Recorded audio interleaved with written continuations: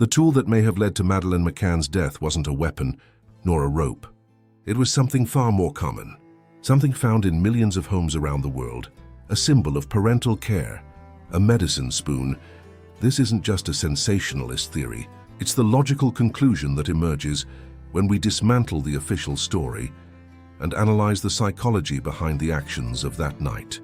The idea that a mother, a doctor, in an attempt to ensure a peaceful night's sleep for her children, made a fatal miscalculation.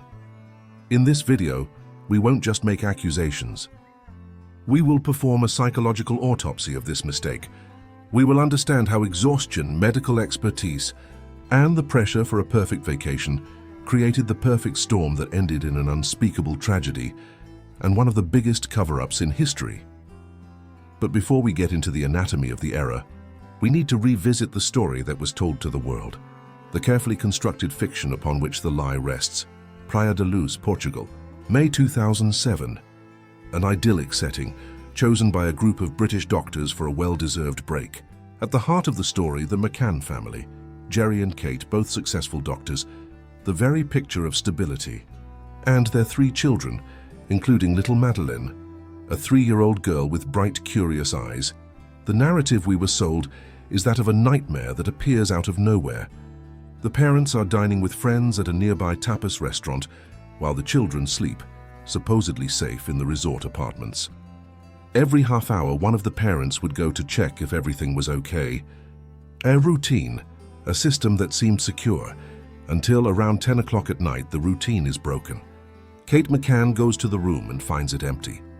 Madeleine's bed untouched. The bedroom window open. Kate's scream, "They've taken her!" echoes through the night and becomes the starting point for a global manhunt. The official story was sealed right then and there. A bold and silent kidnapper broke into the room, took the girl, and vanished without a trace. A story of pure horror, which put the world in suspense, plastered Madeleine's face on every newscast, and turned her parents into tragic icons of parental grief. A simple, powerful story, and as we will demonstrate, almost certainly false. That's the story that went around the world. And speaking of the world, I'm curious, what time is it where you're watching? Torsil, leave a comment below.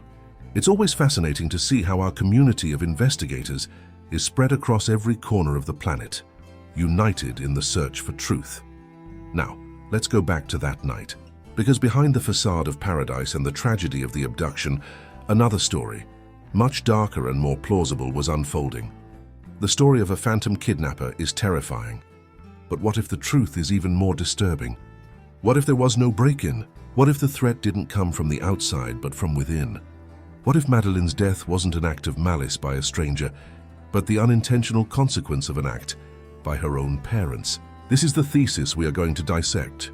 The thesis that on that night, in an attempt to calm the children so they could have a quiet dinner, a sedative was administered, and in that act, a fatal miscalculation was made. A mistake that led to Madeleine's accidental death and, subsequently, to a desperate panic that resulted in a cover-up plan. The promise I make to you is this: by the end of this video, you won't just understand the overdose theory, you will understand the psychology behind it. We will explore how a doctor's mind, under exhaustion and pressure, can underestimate a risk, and how a mistake born from the desire for peace can lead to hell. But to prove that a miscalculation was the beginning of it all, we first need to show why the official story of the abduction simply doesn't hold up. And the demolition of that story begins with the very walls of apartment 5A. Welcome back to apartment 5A. The official story left us with a clear image: an open window, a missing child, an abduction. Now let's take that image and shatter it into 1,000 pieces. Because when you look closely, the crime scene doesn't tell the story of a break-in. It screams that something is fundamentally wrong with the narrative. The first piece that doesn't fit is the window itself. They said the kidnapper entered and exited through it. But forensics, even the late and flawed work that was done, found not a single trace of a stranger. No fingerprints other than the family's. No clothing fibers, no stray hairs, no footprints outside in the flower bed just below. The window was open from the inside and the shutters were raised. For a kidnapper to do this without leaving a single trace, they would have to be a ghost. But the strangest detail, the one most people don't know, is that the window could only be opened from the inside.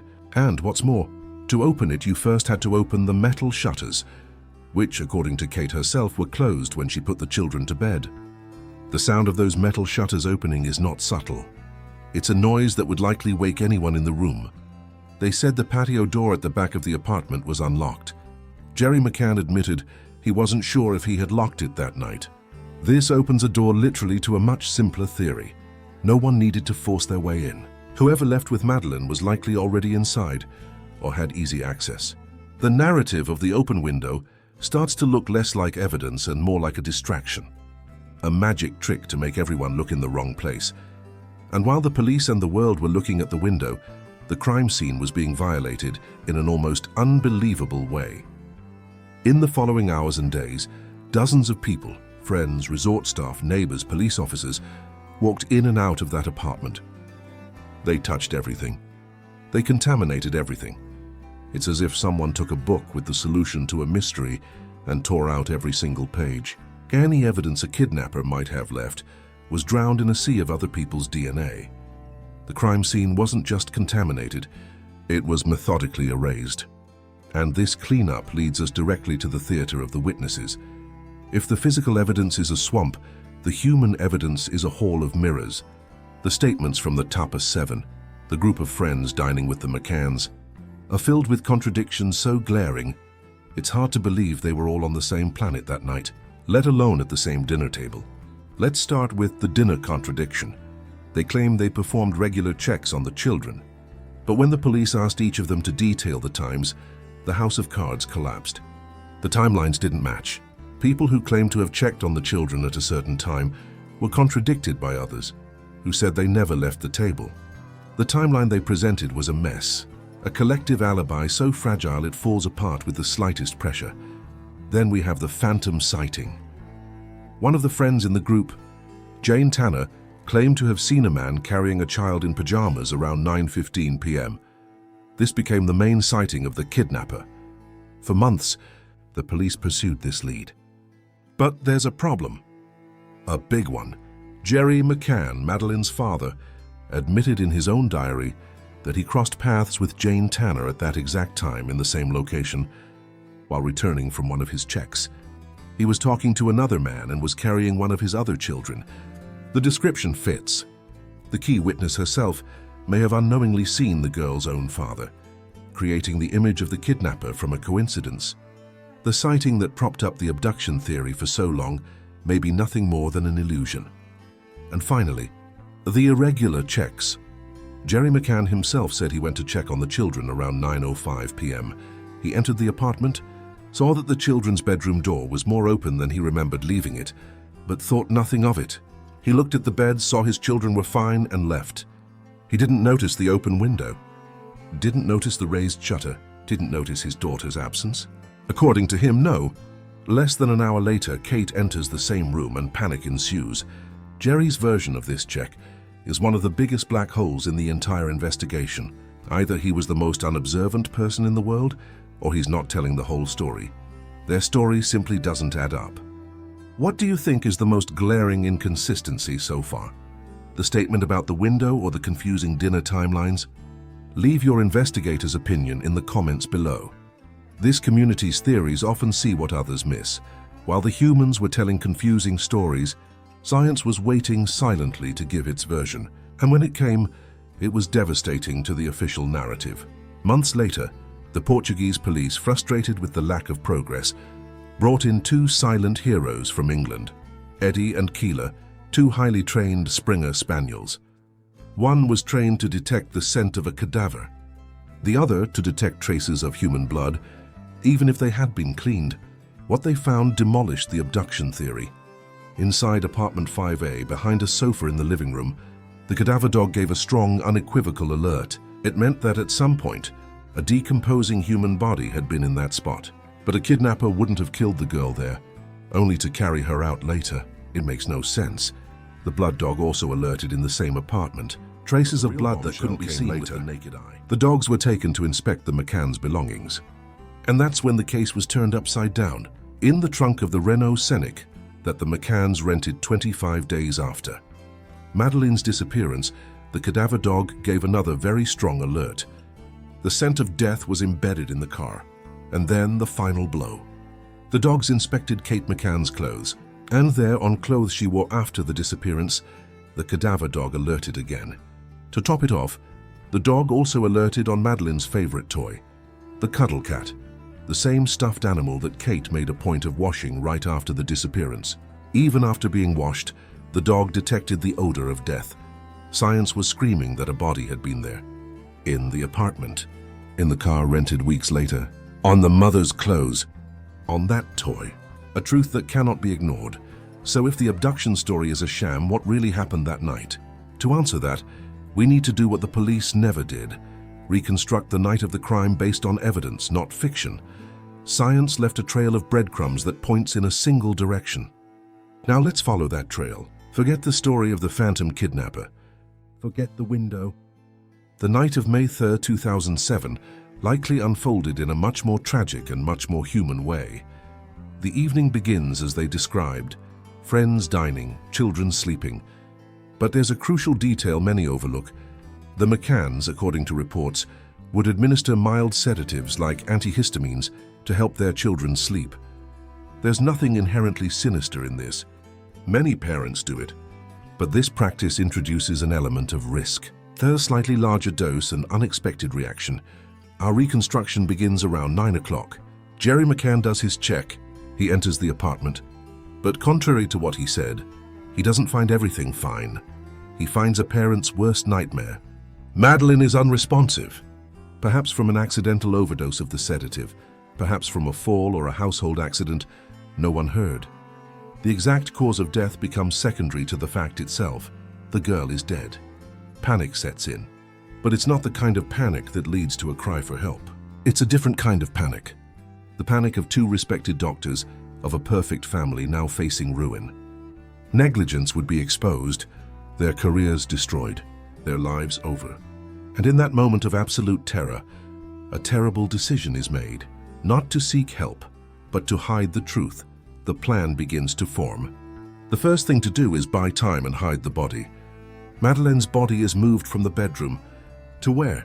Maybe to the parents' wardrobe, maybe wrapped in a sheet. It is hidden within the apartment itself. This explains why the cadaver dog Eddie alerted inside the apartment behind the sofa. Their body had been there.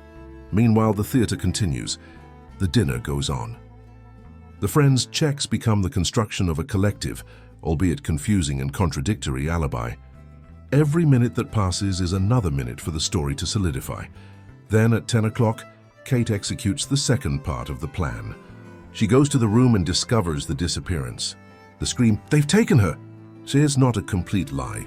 She was taken, but not by a stranger. It's the performance that kicks off the abduction narrative. The window is opened from the inside, the shutter raised, setting the stage for the drama. The chaos that ensues is the perfect smokescreen. While everyone is outside looking for a living child, no one thinks to look for a body inside. In the following hours and days, the cover-up continues. The body needs to be moved to a final location. And this is where the Renault Scenic, rented 25 days later, comes into play. The car becomes a hearse on wheels. The body, perhaps stored in a suitcase or a cooler, is finally transported to its final resting place. This is why the sniffer dogs alerted so strongly in the trunk of that car. The scent of death traveled with them. This brings us to the psychology behind the mask. Why do this? The answer is fear. Not fear of a kidnapper, but fear of exposure. For people whose identity is built on an image of competence and perfection, two doctors at the top of their careers, admitting such a catastrophic failure is a psychological death. The cover-up is not born of malice, but of a self-preservation instinct taken to the extreme. It's what psychologists call commitment bias. Once you tell the first lie, each subsequent lie becomes easier, more necessary to sustain the previous one. The initial plan of, let's just say she disappeared, escalates into a complex web of deceit involving global media, celebrities, and even governments. They are no longer just hiding a body. They are protecting a lie that has become bigger than them. So far, does this reconstruction of events seem more plausible than the story of a phantom kidnapper? Does the psychology of fear and self-preservation better explain their actions than the pain of grief? Tell me in the comments if the pieces are starting to fit for you. because the evidence I'm about to show you isn't a theory. It's the proof that seals this case. The definitive proof. The smoking gun in this case is not the dog's alert, as powerful as it is. It's something that forensic science found, and that the McCann's defense has never been able to convincingly explain. In the trunk of the Renault Scenic, forensic experts collected several hair samples. Most belonged to the family, which was expected. But one sample was different. It was a hair that, according to mitochondrial DNA analysis, was potentially from Madeleine. But the most shocking thing wasn't where the hair came from, but what condition it was in. The British laboratory that analyzed the sample, the FSS, described the hair as exhibiting signs of post-mortem decomposition. And more specifically, they found evidence that the hair had detached from the body after death. But the most damning part is this. The lab found a complete absence of a root. Hairs that naturally fall from a living person almost always have a root or hair bulb. The total absence of a root is a characteristic of hair that comes from a decomposing corpse. And to seal the argument, this hair sample was found along with bodily fluids that the sniffer dogs identified as coming from a cadaver. You have the scent of death, fluids from a body, and a hair that science says fell from a dead body. All of this in the trunk of a car rented weeks after the disappearance. This evidence makes the abduction story virtually impossible. There is no way a kidnapper could place a hair from Madeleine's corpse in the family's car weeks later. The only logical explanation is that Madeleine's body was in that trunk. It's the piece that connects the death in the apartment to the transport of the body. It is the physical proof that validates the reconstruction of events. With the proof on the table, the question changes. It's no longer what happened to Madeleine, but who helped hide the truth. The answer involves a conspiracy much larger than just a panicked couple. It involves the power of an entire state. We had the science. We had the contradictions. We had a trail that led directly to an uncomfortable conclusion. The Portuguese police, led by Detective Gonçalo Amaral, reached this same conclusion. In September 2007, they named Kate and Gerry McCann as arguidos, the equivalent of formal suspects. The case seemed to be heading towards a resolution, but then something strange happened. The truth met an enemy far more powerful than a pair of doctors: the system. From the moment the McCanns were named suspects, a public relations and political pressure machine, funded by millions in donations, went into action. The British government, under then Prime Minister Gordon Brown, began to exert unprecedented diplomatic pressure on Portugal. The case ceased to be a criminal investigation and became an international incident. Because of the British pressure, the consequence was that the Portuguese investigation began to be sabotaged from the inside and out. Lines of inquiry focusing on the parents were discouraged. The British media, in particular, launched a fierce campaign to portray the McCanns as innocent victims and the Portuguese police as a bunch of cruel incompetents. The kidnapper narrative was reinforced with full force, drowning out any voice that dared to question it. And because the evidence from the sniffer dogs and the DNA was too strong to be ignored, the strategy shifted to discrediting the science. Lawyers and experts hired by the McCanns began to attack the credibility of the dogs, saying they were unreliable. They attacked the forensic lab, questioning the DNA results. The goal was clear. If you can't refute the evidence, destroy the reputation of those who found it. And it worked. The price of truth was paid by those who dared to seek it. The main face of this injustice is that of Detective Gonçalo Amaral himself. He was the man who led the investigation, who followed the evidence to its logical conclusion, and who had the courage to name the McCanns as suspects. What was his reward? He was removed from the case. He was forced into early retirement. And when he wrote a book, Maddie, The Truth of the Lie, detailing his investigation and his theory, he was sued by the McCanns for courts, silenced by injunctions, his reputation destroyed. He became the scapegoat, the symbol of what happens when you challenge people with power and influence. The system's message was clear and brutal: dare to touch the protected, and we will destroy you. He wasn't the only victim. Other police officers who shared his suspicions were marginalized. Witnesses who provided accounts that contradicted the official narrative were ignored or ridiculed. The truth was sacrificed to protect an image, a diplomatic relationship, and the interests of powerful people. It's infuriating. It's frustrating. And that's why this channel exists. If you believe these stories of cover-ups need to be told, that the truth cannot be buried by power and money, then be part of this mission. Subscribe to the channel and turn on notifications. Every subscription is a vote of confidence and a sign that we are not alone in this search. In the end, the system won. In July 2008, Portugal's Attorney General archived the case. Kate and Gerry McCann were cleared of their arguido status. The evidence from the dogs, the DNA, the contradictions, everything was swept under the rug. Officially, there was not enough evidence to charge anyone, but we know the truth. It wasn't for a lack of evidence, but for a lack of will. The cover-up theory is not just a theory. It is the only narrative that makes all the pieces fit. It explains the contaminated crime scene, the conflicting testimonies, the reaction to the sniffer dogs, and most importantly, the physical proof found in the car. The Madeleine McCann case is not a mystery. It is a tragedy covered up by an injustice. Official justice was never served, not because the puzzle was impossible to solve, but because the people in power decided they didn't like the picture it formed. And so the world was left with the most convenient version, not the truest one. The anger we feel is not for an unsolved mystery, but for a truth that was deliberately buried. The system won. Justice was buried.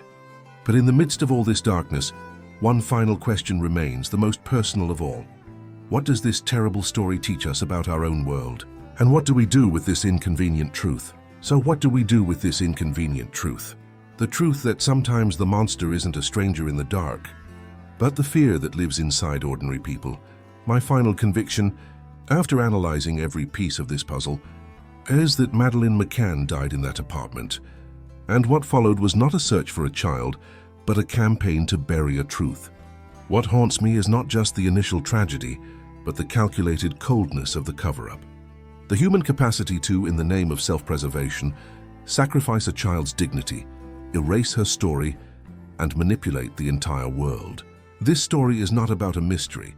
It's about the anatomy of a lie that was protected by money, power, and our own willingness to believe in a simpler story. And now, after we've gone through all of this together, I need to know what this story has awakened in you. Use the comments below not to debate, but to bear witness. Bear witness to your outrage. Leave a word, a sentence that shows we have not forgotten, and we do not accept the silence. I will read every comment, because in a world that wants us to be quiet, our collective voice is the only weapon we have. And this fight against silence doesn't end here. The same dynamics of power and secrets we saw in Portugal are repeated in an infamous case in the United States. In our next documentary, we will investigate how the wealth and influence of the Ramsey family may have buried the truth along with their 6-year-old daughter, JonBenét. To continue on this mission with me, subscribe and turn on notifications. The search for truth cannot stop. Until next time. Remember, the truth doesn't need you to believe in it. It only needs you not to forget it.